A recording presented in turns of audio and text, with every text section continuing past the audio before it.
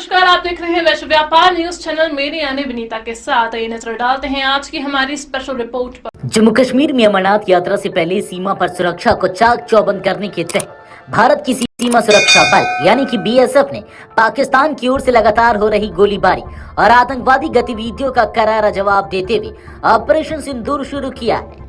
यह ऑपरेशन एक सुनियोजित और संगठित सैन्य रणनीति का हिस्सा है, जिसमें पाकिस्तानी रेंजर और आतंकी लॉन्च पैड्स को निशाना बनाया जा रहा है। बीएसएफ अधिकारियों के अनुसार बीते कुछ दिनों में पाकिस्तान ने भारत की 60 से अधिक चौकियों पर हमला किया था, जिसके जवाब में बीएसएफ ने पाकिस्तान की 76 चौकियों पर जवाबी कार्रवाई कर उन्हें नुकसान पहुंचाया है। इस पूरे अभियान का मकसद स्पष्ट है, अमरनाथ यात्रा से पहले किसी भी तरह की घुसपैठ और आतंकवाद साजिश को विफल करना। बीएसएफ के डीआईजी एसएस मंडी ने एक प्रेस वार्ता में जानकारी दी कि 8 मई 2025 को सीमा पर 40 से 50 संदिग्ध लोगों की हरकत देखी गई थी। यह गतिविधि संदिग्ध आतंकियों की घुसपैठ की कोशिश का संकेत था। बीएसएफ ने समय रहते कार्रवाई करते हुए एहतियाती हमला किया। इसके बाद पाकिस्तान की ओर से गोलीबारी शुरू हो गई। कि रात को जैसे आईजी साहब ने बताया, अभी काफी इनपुट्स हमारे पास थे। अभी भारी जमावड़ा जो उग्रवादियों का सियालकोट एरिया में जो इनके लॉन्च पैड्स हैं वहाँ पे है, तो हमने 10 बजे के आसपास हमारा जो सर्वेलेंस डेट्स हैं उन्होंने इनका मूवमेंट को डिटेक्ट किया एडवांस में, और कोई 40-50 के आसपास का मूवमेंट ये था जो बॉर्डर की तरफ बढ़ रहा था। तो उस समय अंदेशा एप्रिसिएशन यही था भी या तो ये इन्फिल्ट्रेशन करेंगे या हमारे फॉरवर्ड जो बंकर्स हैं उनका नुकसान पहुंचाने की ये कोशिश करेंगे। तो इस पे कॉल लिया गया, तो प्रीएम्प्टिव हमने उनको स्ट्राइक किया, जिससे भारी नुकसान उनको हुआ।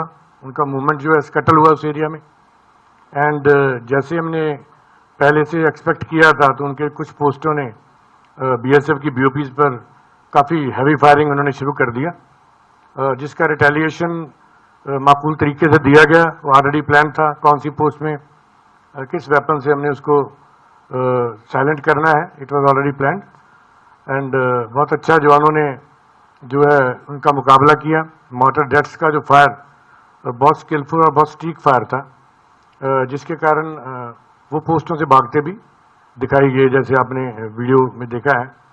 अपने पोस्ट छोड़ छोड़ कर भागने लग गए और जो मूवमेंट पूरा उनका स्कटल हुआ, और जो इनपुट्स हैं काफ़ी उनके लोग हताहत हुए उस इलाके में, टेररिस्ट भी और उनके सपोर्टर्स भी और कुछ आर्मी और रेंजर्स भी। So that is all about that, and rest is history. We have already briefed you on site about that. BSF IG Jammu Anand ने जानकारी दी कि 9 मई को अखनूर सेक्टर में पाकिस्तान ने बिना किसी उकसावे की गोलीबारी की, जिसका जवाब बीएसएफ ने योजनाबद्ध तरीके से दिया। पाकिस्तानी सीमा में स्थित लूनी और मस्तपुर आतंकी लॉन्च पैड्स को निशाना बनाया और भारी नुकसान पहुंचाया गया। इस पूरा सेक्टर में भी बीएसएफ ने कड़ी कार्रवाई की। इस घटनाक्रम में साथियों, दुश्मन के द्वारा न सिर्फ कन्वेंशनल वॉरफेयर बल्कि ड्रोन अटैक्स का भी इस्तेमाल किया गया। हम सब ने देखा कि किस प्रकार आसमान में दुश्मन के द्वारा ड्रोन्स भेजे जा रहे थे, जिनको भारतीय सेना और वायुसेना के द्वारा विफल किया जा रहा था। लेकिन 10 तारीख की सुबह पाकिस्तान के द्वारा कुछ लो हाइट के ड्रोन्स भी भेजे गए और उन्होंने हमारी पोस्ट को टारगेट किया। बीएसएफ के बहादुर जवानों के द्वारा इन ड्रोन्स को एंगेज किया जा रहा था, लेकिन एक अनहोनी हुई जिसमें हमारे एक पोस्ट कमांडर बहादुर सब इंस्पेक्टर मोहम्मद इम्तियाज, उनके साथी कांस्टेबल दीपक और आर्मी के एक नायक सुनील कुमार, ये तीनों ही एक ड्रोन का जब मुकाबला कर रहे थे, उसको ध्वस्त कर रहे थे, तो ड्रोन के द्वारा पेलोड ड्रॉप किया गया और शेलिंग भी उस समय चल रही थी, और उसमें ये तीनों हमारे सेनानी वीर गति को प्राप्त हुए।